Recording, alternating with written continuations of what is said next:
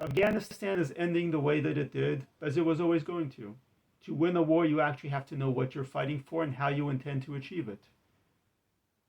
The people running things in Washington, D.C., our cultural elites in general, have no concept of what a war is or how to win it. If you can't define a war, you certainly can't win a war, nor were they trying to win a war.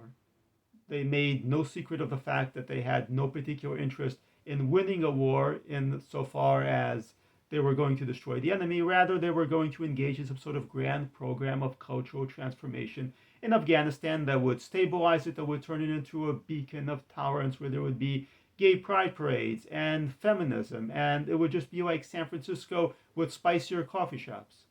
Of course, that was never going to happen, which meant that it was just a matter of the point, the timeline, the red line, the breaking point where we would actually get out. And once we got out, the whole play that we've been putting on, that we've been paying the Afghans to put on, also collapsed. No. We like to believe that there was a president in Afghanistan, there was a constitution in Afghanistan, there was democracy in Afghanistan, that there was an Afghan army of 350,000 people. Reality is none of these things actually existed. They were Potemkin villages. They were a myth. They were a play that we had been paying the participants to enact. And once we decided that we were leaving and we were going to stop paying them to do that, the entire play collapsed. It's like you're watching a play. It's a very nice play. There's lights, there's costumes, there's sets, there's a lot of drama.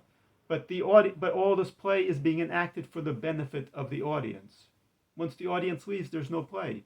Once the audience starts trooping out of the theater, the scenery starts being taken down. The lights turn off. The actors come out.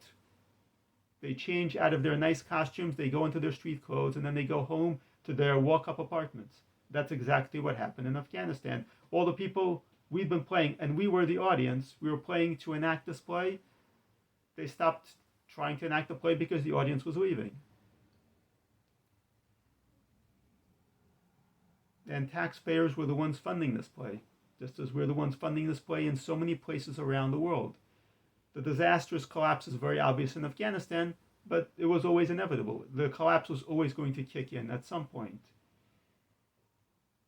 Just as it's always going to kick in at some point in the various places in the Muslim world where we try to prop up some sort of system that is based on trying to imitate our values. The idea that we can just export our values, that we can export American exceptionalism. Well, you know what? If you can export it, it's not exceptional. That holds true for a lot of our immigration policy, but it certainly holds true for a lot of the winning hearts and minds and transforming Stone Age brigadoons into an exciting, happy new version of America. It's never going to work. You know what? American exceptionalism is only of value because America is exceptional. If America is not exceptional, if we can just rubber stamp America, if we can clone it, if we can run America through a 3D printer and pop it up in Iraq and Afghanistan, America is not exceptional anymore.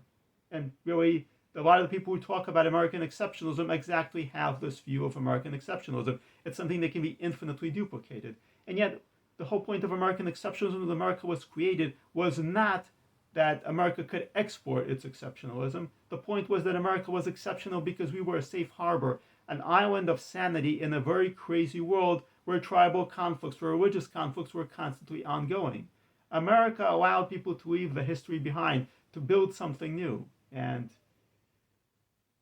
throughout so much of the 20th century, the idea of American exceptionalism became that we were exporting democracy. We were fighting for democracy in Europe. Then we began fighting for democracy in the Middle East and in Afghanistan. You know what? If you're fighting for democracy in Afghanistan, you are always going to lose. Afghanistan is not going to be a democracy. The average Afghan has absolutely no interest in elections. Quite a few of the Afghans in rural areas have no idea that they're even in a country called Afghanistan. And yet, we continued engaging in this destructive and senseless exercise, which made some people, some of them Taliban, quite wealthy and powerful, while at the same time doing nothing to deal with the fundamental threats to the United States. You don't fight wars to make other people better. You don't fight wars to make other people far, far away from your country nobler. I mean, there are people who do that. It's called crusades. The various Islamic jihadists who go out and invade other countries are very much fighting these kinds of crusades to fundamentally transform other cultures, and they're doing it by means that we would not actually want to engage in. So when we have this bright idea that we can transform Afghanistan into America, we're engaging in a very stupid, cynical, hypocritical campaign that can only end in one way. Wars are fought to secure national interests, to defend nations against threats by destroying those threats. And yet we have no interest in actually destroying those threats. What we do instead is we go through the same old exercises that we've been doing forever. We're out to stabilize a place. We're out to transform the place. We're not fighting for ourselves because that would be selfish. It would be murderous. It would be horrible. No, we are fighting for the best possible reasons. We are fighting to make other people better. We're fighting to make other people nicer. We're fighting to project our values abroad. No, no, no, no. Sane countries don't use military means to project our values abroad. Let's start with actually projecting our values at home. That would be a much better situation, considering that in the past 2 years we've completely abrogated our values, and our political elites are very eager to trash the First Amendment, and for that matter, much of the Bill of Rights, because they believe that their woke values require that. But, that's a topic for another time.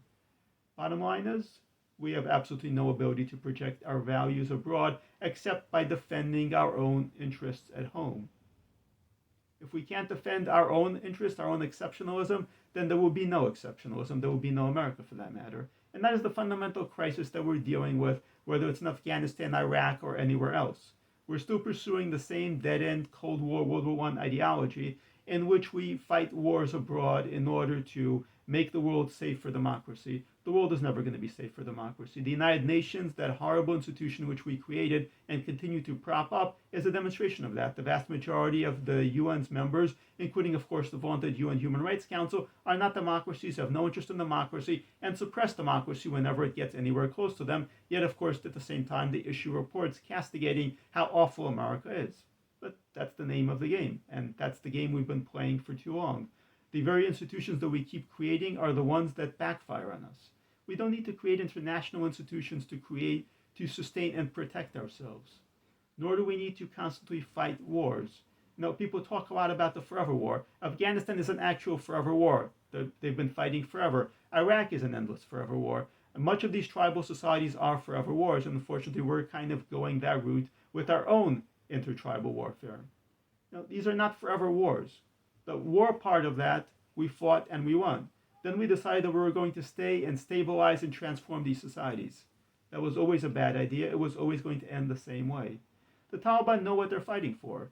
We don't know what we're fighting for. What are we fighting for? We're fighting for so Afghan girls can go to school. Well, that's a very noble sentiment. It's a very nice idea. It's also not especially realistic.